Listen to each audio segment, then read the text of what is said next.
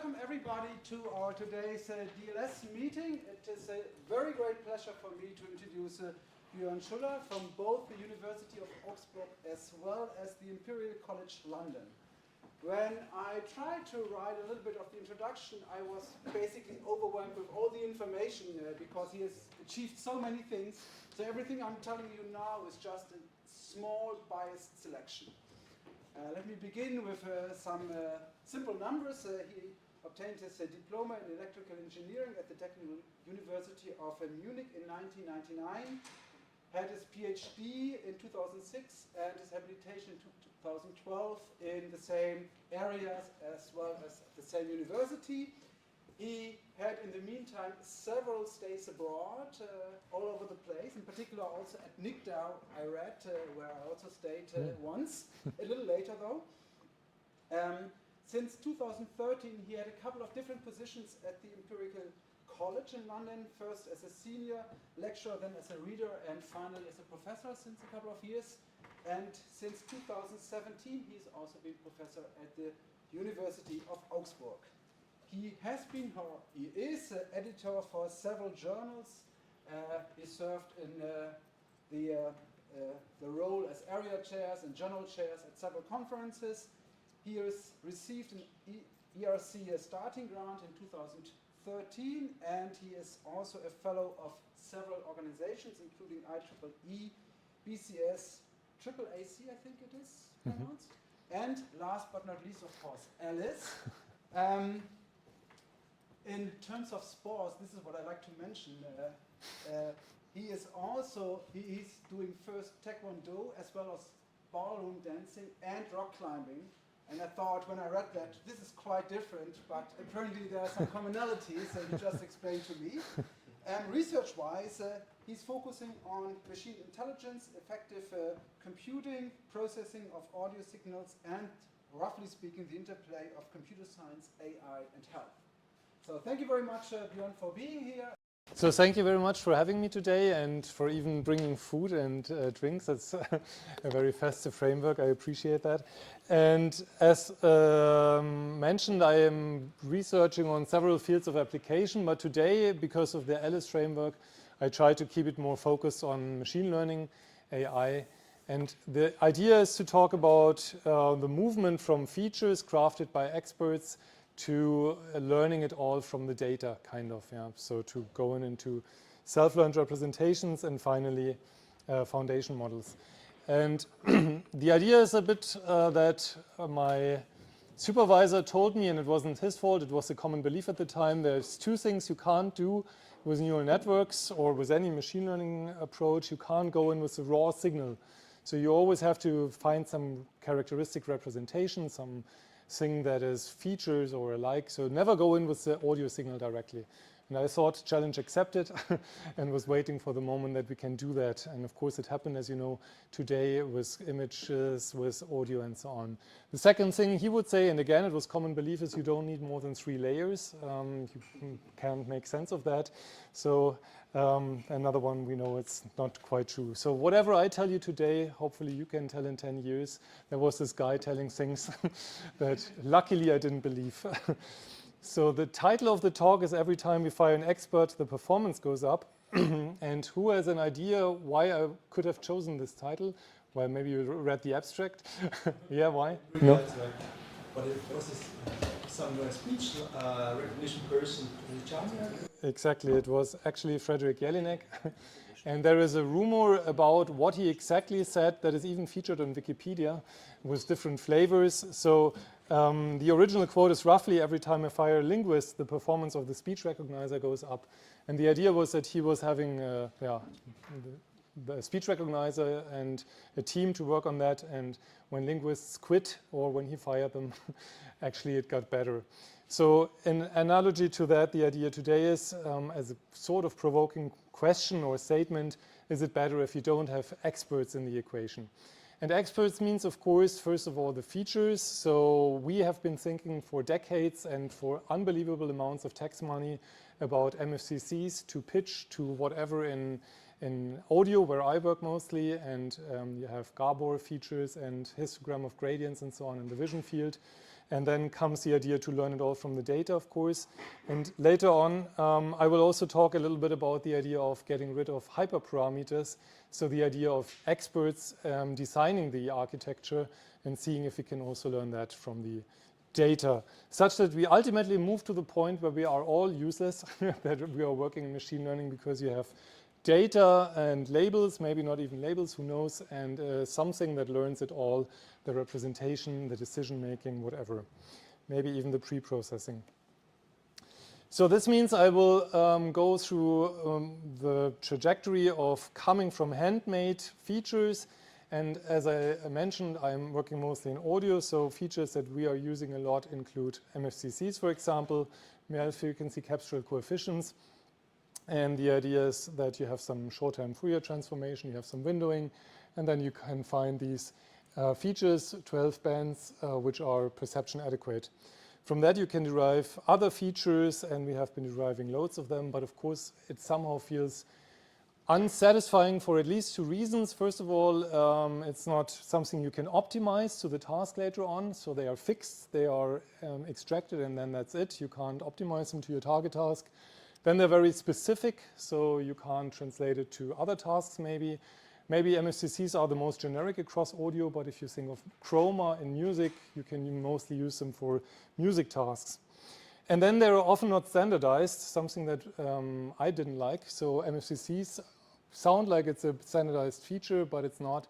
You can use different ways of decorrelation at the end, different numbers of bands and whatnots. Similar features have been done, of course, across the board of other modalities. Here you have histogram of gradients, and many others have been crafted in the vision field. Appearance features, geometry features, and of course, similarly in textual representations from back of words to all sorts of other kinds of features. That led me to the idea to see if we can standardize features. When I was finished PhD student, postdoc at TUM, and if we can brute force features such that we have to think less about which features are best, we just brute force them systematically. The most known toolkit we have done was OpenSmile. OpenSmile is a feature extractor that gives you these low-level descriptors, as we say, like MFCCs, pitch, intonation, and so on. Then derives features, deltas, deltas, and then, depending on your task, maybe applies some functionals, projecting the time series to a scalar value. The feature sets we brute forced were some 6,000 features in a large edition, some 80 features for audio in a small edition, and they were standardized, which is good, but of course they are still fixed in the sense that you can't optimize them together with your target task, so you have no data injection into this whole representation part, and that wasn't too satisfying. What was satisfying is that we founded a company based on this, and I just mentioned this because later on we got a little bit nervous about inventing or contributing to not having to design features but learning them from data, because the question was, are we making ourselves get rid of the company this way because anybody can do it now, and even not knowing about audio. So the next step was, can we inject somehow data from the task we want to tackle and still stick with our features? And the idea of back of words from the textual domain was quite helpful across modalities. So also back of audio words, back of visual words, back of whatever signal words. What does it mean? It means that we're basically doing vector quantization of the feature vectors we're extracting with our toolkit. And the feature quantization is based on a codebook. The codebook comes from your data. That is where you inject data from your database. You extract features on your database, then you do some clustering, and with the clustering you identify your whatever, 2048, 4096 or whatever codebook entries. And then from each vector that you later on extract, you take, for example, the Euclidean distance or something like that to identify just a number from the codebook entry. That is good because you have a much more compact representation. If you do a distributed approach and you have to transmit it over a wireless network or something like that, instead of a large feature vector with 6,000 values, you say number 20, 40, whatever. It's good because you further reduce the information in the sense of generalization ability unless you overdo it. So as long as your codebook is large enough, it's good. But it's not so good because we still can't change too much to tailor it to our task. It's still not generic. So that moved us next in our field in 2016, first in speech analysis to end-to-end learning.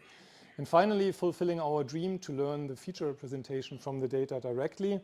And what we did is that we used convolutional neural networks, which have been used to learn representation, of course, in the vision field, to do it 1D in audio, and then later on also for other modalities in our end-to-end toolkit.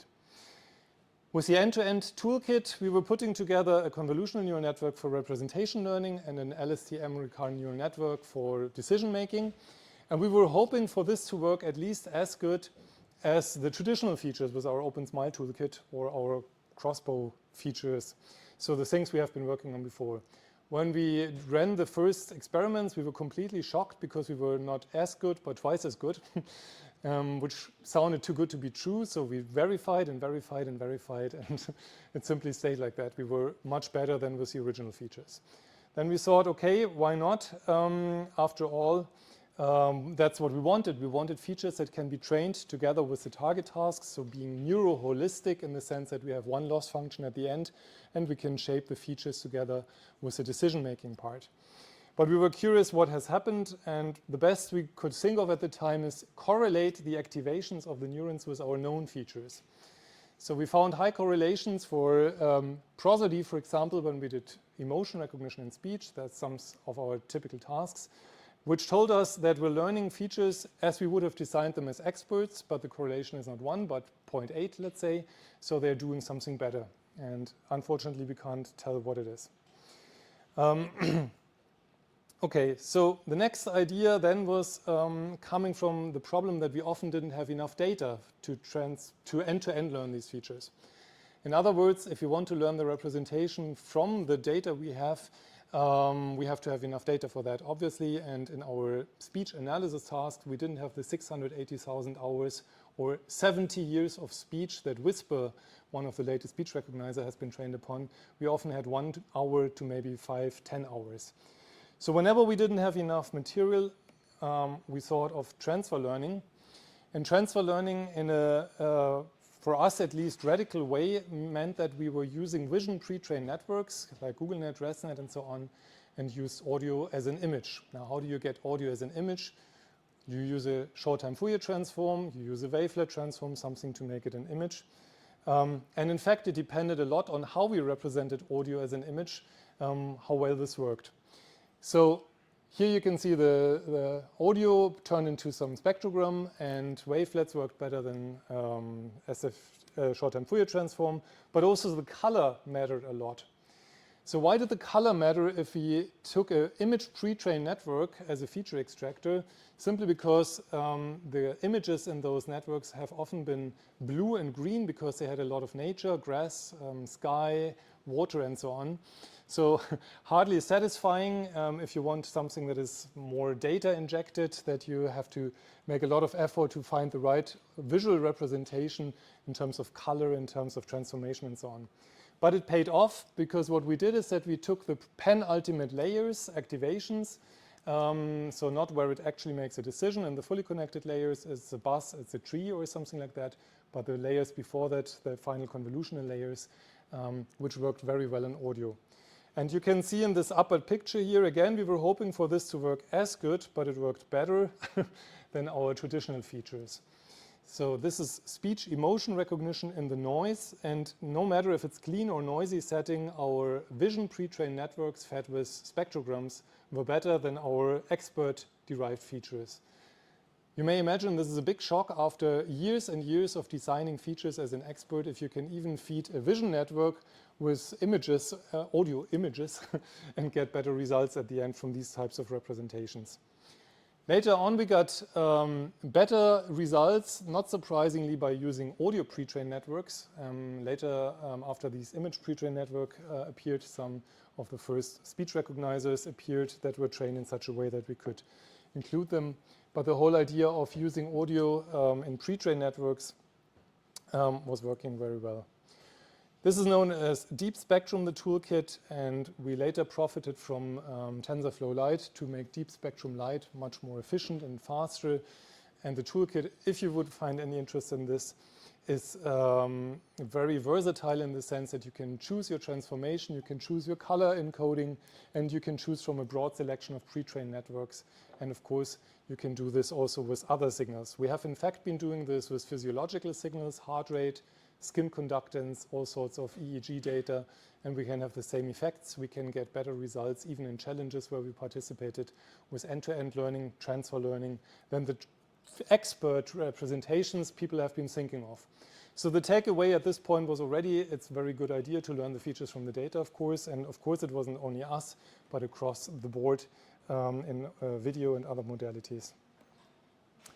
Another representation, a learning mechanism we had considered was sequence-to-sequence learning by an autoencoder, and that is also the introduction to what I will show in a few slides, the Barlow encoders. This is simply an autoencoder with a recurrent neural network. You could use attention, you could not use attention, and the actual representation comes after training the encoder-decoder network.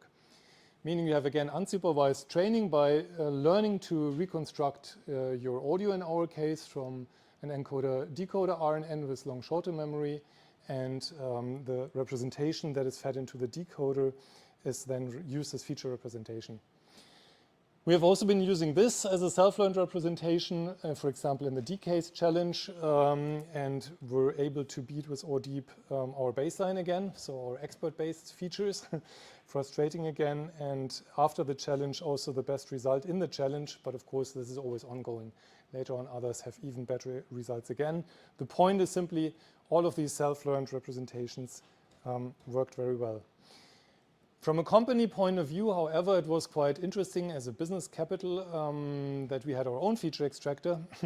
And also the idea was, can we somehow use the features that we already have to unfreeze them? So if you have a feature extractor, I said it's a frozen something, right? We can't train it together with a target task, which brought us to the idea, can we actually imitate our feature extractor? After all, deep neural networks are excellent nonlinear function learners. What we're doing is extracting functions, so we can simply train to imitate our features. That's exactly what we did here with some convolutional layers put together, stacked on top, and then feeding into LSTM again. So what you can see in the blue curve is trying to imitate features that we had extracted with our traditional feature extractor. And from the visual impression, I'd say it doesn't look too bad. And in fact, it was very good. So when we tried this across databases and seeing what we can get, we didn't necessarily get better with the copy of our features, but then we could fine-tune the features, of course, together with the final decision-making task and get this advantage, get better results because we unfroze our own feature extractor. We found, however, good dependency on what we have been training them with. So in other words, if I do a music task, and I want to use my feature extractor that I trained to imitate the original features with speech, it didn't work as well, obviously. So the idea would be to train to imitate the feature extractor with much bigger data than we had used in our studies. And the shocking part for us was that is the start of piracy, actually, because it means that our business capital, a feature extractor, is worth not a penny, not only because people don't need features anymore, but because they can simply imitate our feature extractor.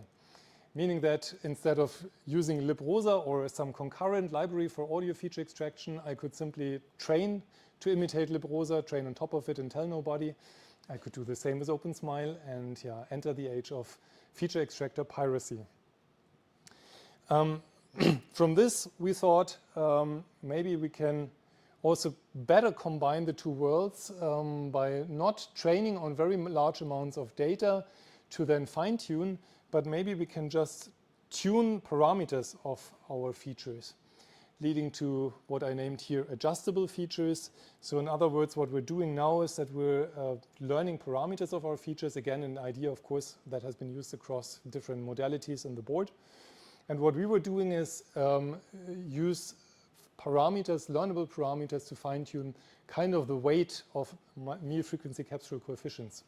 So which band gets which importance. Later we tried also to tune the band widths of these filters, their overlap and so on. So rather than trying to learn from scratch to imitate our features, we simply learned to tune the features. We could have done that first probably, but we didn't think of it first, we thought of it later on. And it worked again, not too big gains, but some gains by allowing the features to be more flexible. But I think the point it makes is again the same. If we somehow inject some learnable part into our features, we're better off than keeping them frozen. That leads me slowly to where we stand today. And where we stand today in the field is using mostly self-supervision for transformers. And yeah, just asking quickly, who's using self-supervision in the room? A few, not all. So maybe just quickly the idea, who has heard of self-supervision? Many more, okay. Just quickly, the idea is that we train again without labeled data to find some representation where we have some meaning or some intelligence injected. And things that you can do is that you simply learn about your data by finding different representations, by augmentation of the data, a bit of shifting or something like this. And then you make your features more robust to such augmentation by having the loss between the different representations and shifts. Or you do, for example, in language, this was the starting point, predict the words in the middle between words, or the other way around, you predict the words around a word from learning on large data like Wikipedia or whatever, like in ChatGPT or something like that. So in other words, you have the data, you don't have label, but you have all the texts in the world, and what you're training to get your model trained is to predict a word that you mask artificially and predict it then from the words around or the other way around. Same for other modalities. So for example, here in APC for audio, you're kind of predicting future frames from what you already have, or you mask some frames similar to the words and try to predict those missing bits. Many different flavors, and the one that is used mostly in the state-of-the-art papers now in audio at least is WAV2VEC 2.0, which is again pre-trained on massive amounts of data and is having some kind of masking here and some quantization to again predict missing information, artificially missing information. You can do the same as in images also and use audio as an image again and mask some time bands, some frequency bands or time and frequency bands. And the different flavors include predicting what has been masked or what is around and so on. What is interesting is that our idea to copy feature extractors has also been used in self-supervision. It's not really self-supervision so much because it does use feature extractors, but the idea of imitating or learning features to learn with data without costly labels that you have to annotate by humans has also been used a lot. Now, when I say a state of the art, I'm referring to the challenges I organized. Since 2009, I'm organizing research competitions, in particular in the field of speech analysis, 15 rounds of the Compare Challenge by now, many rounds of AVEC, Muse, and so on. What we do there is challenge the community to usually recognize emotion, health, age, gender, whatnots in speech, in facial expression, in the look of the face, and so on. Also in text. So a lot of machine learning competitions run. And in those in audio, we saw these transformers not give us twice as good, but many times as good results, for example, in speech valence. So here we have different databases, and the challenging task was always valence, so how negative or positive I sound from my voice. Acoustics, and you can see before transformers we had things not working, and with transformers in correlation it was 10 times as much, more than 10 times as good sometimes. So it really made all the difference. We got quite curious why this worked so well and looked at some cluster preserving projections and figured that our previous learned representations with a convolutional neural network, for example, did not focus on the target task as much, but clustered by domain, by gender and speaker, whereas these WAV2VEC features really worked much better for the target task. But what we actually figured, just in our case, is that they simply model context very well. They have been trained to predict next upcoming samples, and that meant that at some point they encoded linguistics and not only acoustics. And if you want to know if I'm angry or happy, it's better to listen to what I'm saying than how I sound. So we figured that they simply embed context very well. Yeah, you can do this also, of course, across different modalities. So, for example, audio and video here, and find different representations like concatenating audio and video, and then learn if the two correspond or not. Use Euclidean distance between embeddings of audio and video, and so on. So different flavors in cross-modal self-supervised settings.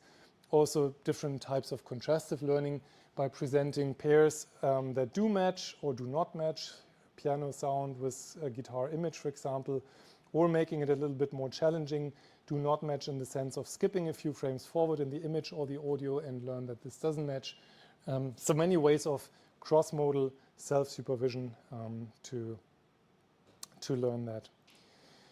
And that brings me just to the latest representation we have been suggesting in audio, but now are transferring to other fields or modalities, and that is Barlow twins. It's of course not our idea to do Barlow twins, but we transfer them to the audio domain, again from the video domain. And the idea here is that you have your input here and you have different views. And rather than as in contrastive learning, where you find negative examples, you present other positive examples. So, and how can you get other positive examples? By simple nonlinear or linear, even more simple linear transformations. In video, you would shift, you would rotate, you would flip, or things like that, as long as you don't change class membership. In audio, you can stretch a bit in time, you can whatever transpose and things like that, and train that these should be similar to each other. So you have an encoder-decoder architecture, and you have the Barlow twin loss at the end, which you optimize or minimize, meaning that you minimize in your feature representation the difference between different forms of augmentation, making your feature representation agnostic to augmentations. And ultimately, after training and minimizing the loss between the different positive samples, you're using again the encoder final state in a recurrent topology, or simply the encoder output as your feature representation that is now trained to be agnostic to augmentations and should just therefore be more general, let's say. Yeah. What we got from that, different augmentations, just showing white noise addition, amplitude change, random erase, time masking, and so on. What we got from that is better results on many sound tasks in comparison to the HERE challenge we ran at NeurIPS. So 2 years ago, we had an even more ambitious challenge at NeurIPS, where we were not only doing speech, but speech, music, and sound together, and wanted to find representations that work across the board, sort of, and are not specific to any kind of audio task. So post-HERE challenge, we used our audio Barlow twins and found very good performance in comparison to the winning contributions, but not for all tasks. For music, they failed because we had augmented with pitch shift and therefore made our feature representation agnostic to pitch shift, which is hardly useful for music processing. So you have to be careful in terms of what you make them agnostic to, but otherwise this can be a good idea. We have also been trying with text augmentation, where you use part of speech tagging if you're into text processing, and other ways of augmenting text, and are now currently trying to use Barlow text twins and find similar results. So what is the takeaway from all the different representations coming from very expert-driven thinking about what could be the best representation to model something in audio, and then how could I best do this in a real life? If you think of pitch extraction, for example, there is probably 100 different pitch extraction algorithms in the time domain, in the frequency domain, and so on. So it's one step to think what is important, and then another how to model it with experts. Coming to self-learned representations, transfer-learned representations, what is really the best? And as I mentioned, these challenges, we have been increasingly using all of our different toolkits for baselines, meaning that we have been using our expert features together with end-to-end learned features, together with transfer-learned features. Now, maybe this tedious big table takeaway and the 3 to follow is, there is no clear answer to this. It depends heavily on the task, on the size of the database, and we've seen a total mashup between which is the best. Sometimes still today our old school features are the best, and the just guess, kind of better informed guess feeling is that if the database is simply too small, and in particular for speech features or speech problems, the expert features are still doing a very good job. In particular for sound features, and of course if you have enough data, the end-to-end learned ones are better. And if you can inject or can transfer learn, of course, we can usually beat our expert representations. So this is always mixed features. This is the latest challenge to happen at ACM Multimedia this year. And you can see that we have WAF to VEC win 2 of our tasks, and our old school features win the other task. And in between, we have our deep and deep spectrum. So, however, from the winners, I can say that after the challenge ends, it's more and more moving towards WAF to VEC, in other words, to pre-trained transformers. Now that means that somehow we have shifted what we need to do in terms of I need to be an audio engineer and I need to make my mind up how can I design features, or I need to be a vision expert and I can make my mind up how to design features, towards being a neural network expert, right? Because the topology of the neural networks that we were using to learn the representation heavily impacted on the performance. I didn't mention this, but our first topology had 2 convolutional neural networks. We were imitating windowing every 10 milliseconds and then a macro window every second, because that's what we had done previously. So we had 2 convolutional layers, but our next topology had 3 convolutional layers and was much, much better. So we kind of cheated by shifting from knowing about the domain to knowing about neural network design, and that didn't feel right. So the question comes, can we somehow learn the hyperparameters and not only the parameters? Where hyperparameters means how many kernels, how many layers, how many neurons, which activation function, and so on. Coming to automatic machine learning, or AutoML, and in 2018 we started to do this for our field, again speech analysis, with reinforcement learning, with a neural network, a controller neural network that shaped a child network with a couple of parameters, in particular the cell activation type and the cell number, and by the cell number it also deleted layers potentially, meaning it decided how many layers with how many neurons and with which kind of cell activation. You can see in that year's compare challenge, so we were only benchmarking against our own challenge, not participating. We saw that the end-to-end learned approach was not beating in that year the best traditional feature, which was the back of audio words, so data injected traditional features. But after doing this, after shaping with reinforcement learning a child network, we found a better topology that did beat our traditional features with the same amount of data. So in other words, you can see a big gap here, 7%, almost better than the best topology we had come up with, found with deep reinforcement learning, particularly with deep double Q learning, shaping a network topology where the reward is, of course, the child network's performance on the task. Now that takes too long because it means that you have to shape or find the parameters, train the network, and find its performance. And luckily, smart people have been thinking of other solutions like darts, where you have differentiable architecture search and don't have to execute all these runs explicitly. And that's the latest we have been doing in our field, trying to do neural architecture search with darts, putting together our end-to-end learning topology, again, a convolutional neural network to learn the features, along short-term memory recurrent neural network to make the decision.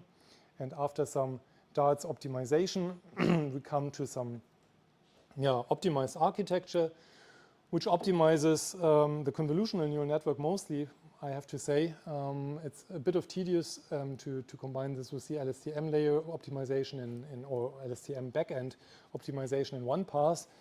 But we arrived there, and if you think of it, there's a lot of parameters involved because you have the kernel sizes, the kernel number, you have the stride, you have the pooling, you have the padding. So loads of parameters that you would actually choose a designer. And what we do these days mostly is actually take templates, right? So we take MobileNet, LeanNet, or other templates and start to go from that. But if you can learn all that automatically, of course, it's a big blessing.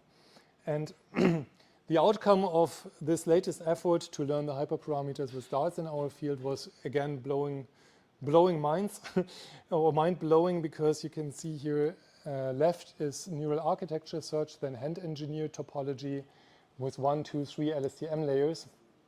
As said, the fitting together of the LSTM and convolutional neural network optimization was a bit of tedious. Now, mind-blowing in the sense that you can see that the best found architecture by darts was much better, 73% in respect to 56 on one of these compare tasks. But you can see that it has much fewer parameters as well. So the green bar next to the red purplish bar is always the number of parameters. So we did find much smaller networks that perform much better, maybe because they generalize better, to be seen and to be further investigated. And now with a kind of effort that we can do at home, we don't need big GPU tanks for this, but we can do it with that. Leaving the question, did we now actually get rid of humans in the loop? Probably not, because at some point in both the controller network that shapes a child network as well as in darts, you still have some kind of, there has to be a controller network, and I have to design the controller network to shape the child network, right? And that controller network has a certain number of neurons and so on and so forth. So we're slightly biting our own tail. We're not completely rid of that. And in the sense of darts, there's still some things to tune to get the best architecture in realistic time amount. So we're not fully there yet. Leaving the question, if you think in terms of old school pattern recognition, we have features and we have decision making, but we left out pre-processing. Can we also work on that part? I wanted just to quickly mention the idea is, of course, also to overcome expert kind of pre-processing, and I showcase again audio as an example where we use non-negative matrix factorization to decompose the audio and get rid of the noises. So we have the audio signal, we turn it into spectrograms over time, and then we decompose into spectral components of interest and their activation over time.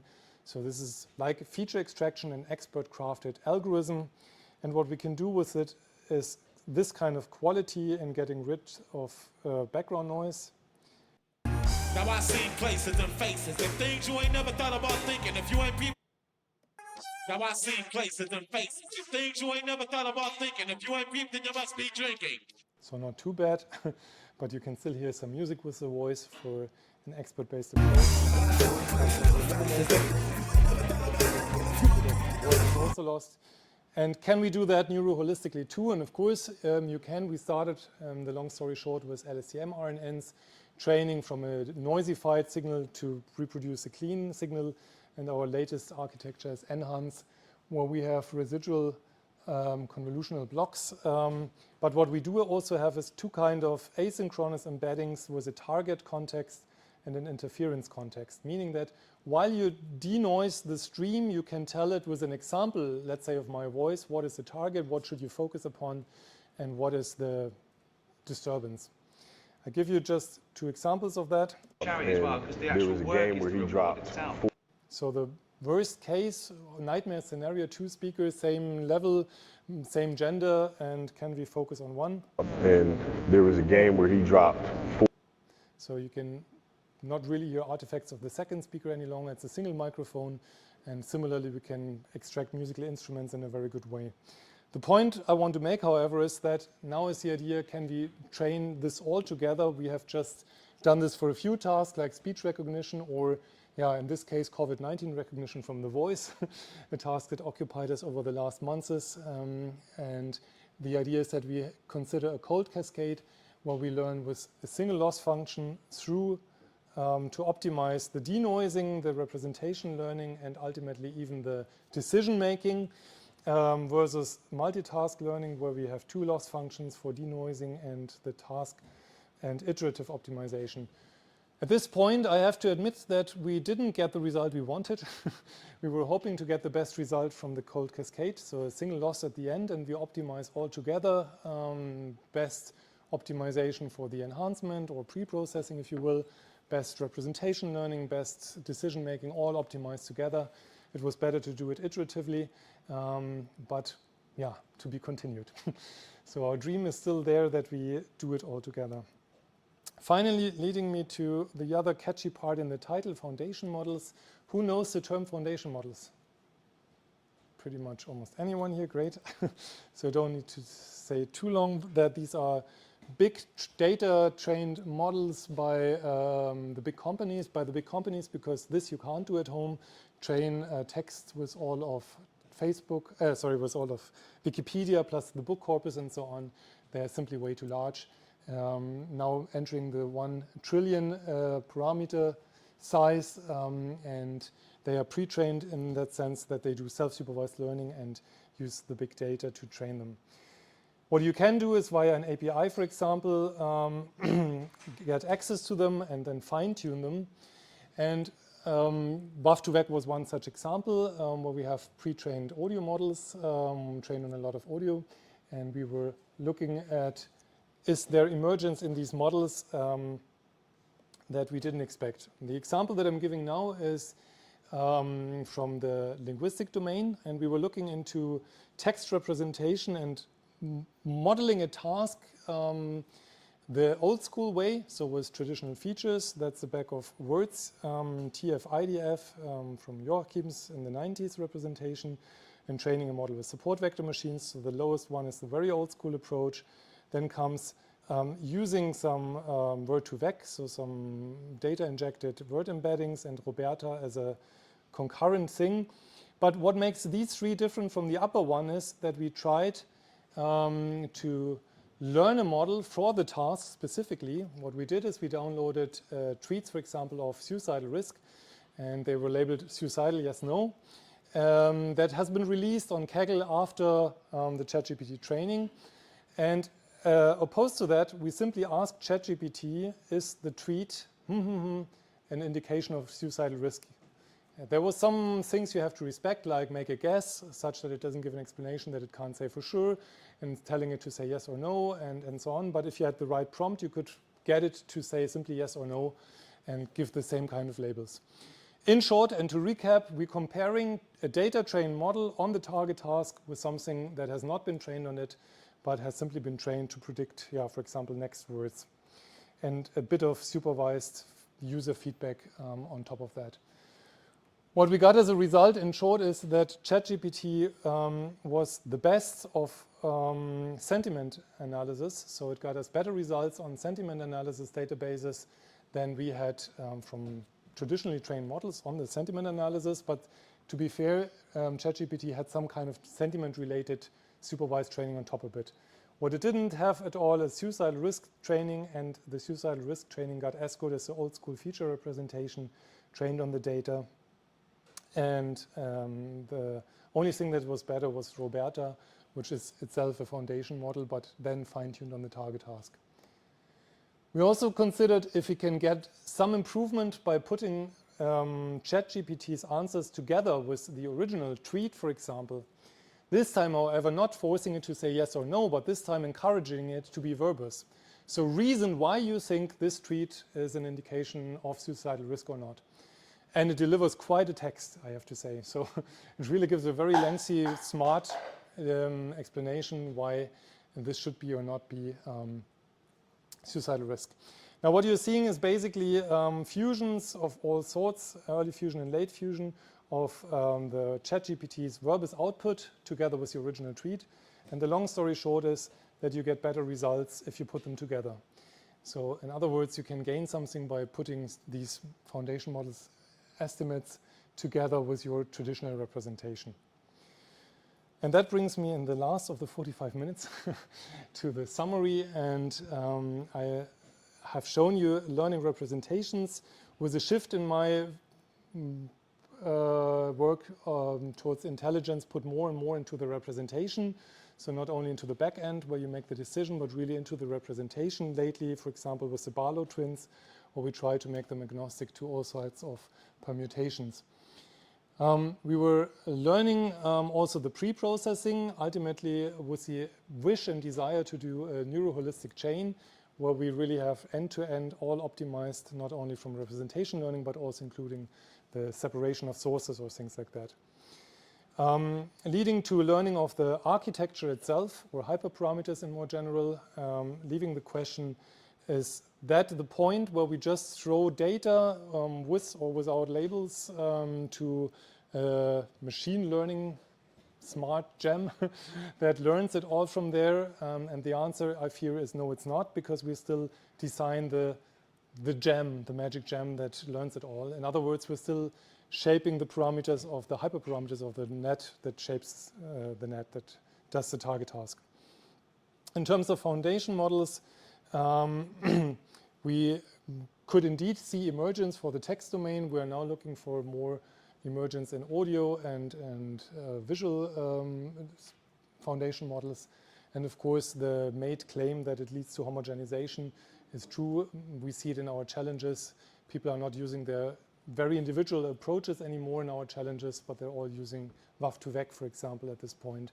So there is a clear trend of everybody uses the same large pre-trained models and fine-tunes them a bit. With that, thank you very much for bearing with me 45 minutes.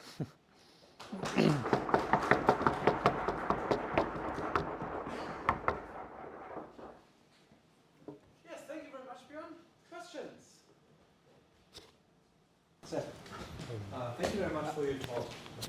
Impressed a lot in very short time, but it was very well understandable. But one place where I struggled was the authoring L part. You have this, you said you have this controller structure, but I didn't quite understand. This is like a typical experimental design thing. I didn't quite understand, for example, this picture here. I see. So what we have is a neural network. That's the controller that basically uses reinforcement learning to decide on the parameters of this network here. And this network here is for the target task. The idea being is that I learn the neural architecture and do not decide on it. So with the actions you move in the space of possible architectures. Exactly, and the reinforcement happens by the performance of the child network. But that means that I always have to instantiate it, train it, and see how it performs, which takes forever. And darts, which we are only applying, which we didn't do, is a differentiable architecture search where you kind of can circumvent that and be much more efficient, reducing it to really a fraction of the hours you would usually need to train such an architecture. Both gave us good results, so the point is always we never had a human-crafted architecture that was competitive to the ones we found automatically. And we felt like that was the one thing we're doing these days. Even in terms of lectures or at conferences, at ICASP and so on, you see that the next generation doesn't know much about features anymore. Instead, however, they know a lot about different templates of networks and how to tune them and so on. And that would be just a shift in my eyes to another kind of expert knowledge, right, that we want to X out. And yeah, the point, every time we find an expert, my recognition rate goes up, was largely made. I didn't say that explicitly, because we saw that self-learned representations are largely better. And now we see that the self-learned architectures are better than the ones we have been designing. I think Michael was next. Thanks from my side for the nice talk. So I have a question on the foundation model. So it's funny to see that also you working on audio are now jumping on ChatGPT. So we're doing the same. We work on source code and also use ChatGPT. And I think what both of us have in common is that we are using a foundation model that is trained on a modality that is actually not the one we care about, right? So you use text, but actually you care about audio. So do you think future foundation models should also be trained on audio, or do you think text is the modality we should all focus on and basically map our progress into? Yeah, thank you for the question. First, we are needing text when we talk about language, of course, so spoken language. So speech is audio, but it has words inside sometimes. Then with the examples of using image pre-trained networks to model audio was a drastic one to see that cross-modal usage can make a lot of sense. And when you ask me about using ChatGPT or linguistic language foundation models or LLMs, it makes a lot of sense because you can more and more encode everything in language anyhow, because some people in the encoding, so compression domain, are doing this more and more. I spoke to somebody from the MPEG group recently, and they are thinking that Gen AI is now so good that a verbal description as the ultimate compression of a video or something like that could be good enough. So yes, language is a good description of other modalities too. But of course, we're also seeing cross-modality trained models now, like in GPT-4, making a lot of sense. I think the next question to you, and then it's your turn. Yeah, thank you. Meet you. I wanted to know if you had the error rate between Roberta and ChatGPT was pretty comparable for some of the parts. Did you look at the actual examples where they stumbled? Like, did they overlap as well? And did you kind of try to analyze why they would stumble on these tweets and not on the others? Another question: how good is your network in detecting the valence of irony and sarcasm? Because they're the outward valence is different from like the intended one. On text or on speech? On speech, yeah. Okay, first question. This was all done in the last months in a super rush. So we haven't done very extensive analysis of the differences. But we did do a shallow analysis if they are wrong on the same ones, and it was very different actually. So, but why they failed on different ones, we can only guess. I mean, Roberta, as said, has been trained on the database, so it has a much more substantial knowledge about the tweets, and the ChatGPT was just asking something that has not seen these before. The valence and sarcasm, yeah, so we have been doing a few papers only on speech sarcasm recognition and irony recognition, where we use acoustics, and we did train multi-target learning with valence on other databases and get different outputs for valence and sarcasm indeed. But what I have to say is that the databases are often very, very different, and you never know what is being labeled, to be honest. You ask 5 people at least to get a majority vote or whatever, weighted average something at the end of the day, and you're never sure if they really understand what valence is as opposed to arousal and so on. So I would be careful in over-interpreting what we get there. So next question was you. So sorry for being late, and I'm not sure whether I missed the part I want to ask. And also I'm more from a CV background, and I'm more familiar with the work in CV or NLP. So far I've seen that like you list some work still with like CNN plus LCM. I was wondering, are there any obstacles in applying the transformer in the audio data? Yeah, in fact, I did say that the state of the art is WAF to VEC. So there are transformers across the board now. No, there are no obstacles, and they are being used. And different ones have been tried, including whatever is conformers and the likes. So they are the state of the art now. And the usual obstacle for us oftentimes is simply that they need more data, and yeah, so you use the few that are given from the industry. Whisper at the time, for example, in different sizes for speech in particular, and WAF to VEC. I think one of you first.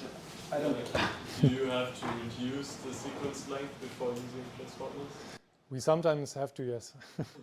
Yeah. And yeah. Yeah, what I wondered is like the representations those experts worked on. Would you say it's like a total dead end, like it just turned out to work worse than the AI technologies, or is there something useful remaining? Yeah, so the real life answer to this is we just released OpenSmile 3.0, actually 3.2. So we're still working on it, and there's some use cases where it makes a lot of sense. Of course, it's much more explainable, so we know what's going on, and that was very important. For example, when we tried to recognize COVID-19 from audio, because people would ask, and how can you hear it? And nobody's satisfied when we say, well, the neural network hears it, we don't know why. But the other one is simply size. Yeah, so it's very compact. The model fits into a few kilobytes, not model, but the code fits into a few kilobytes. So when we ran our speech analyzers, audio trackers on the smartwatch, we're still using mostly our OpenSmile toolkit.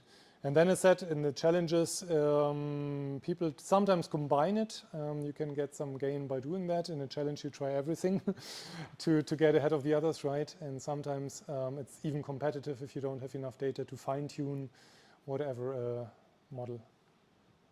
So it's probably not a dead end, but it's more and more something that is not perceived as cool, I have the feeling, and because it's too much signal processing, too much domain knowledge, and at conferences people don't find so much interest in that these days. So maybe there will be some renaissance when people do more of this fine-tuning of parameters of an expert kind of feature, and it gives you an improvement, would be my guess. Further questions? This does not seem to be the case, so let's thank Björn again. Thank you very much. And before you all leave, I need the list of participants. Excellent. And second, there's still some food and drinks left, so please feel free to take a bit. And thanks a lot for coming. That was really a packed hall. Thanks again.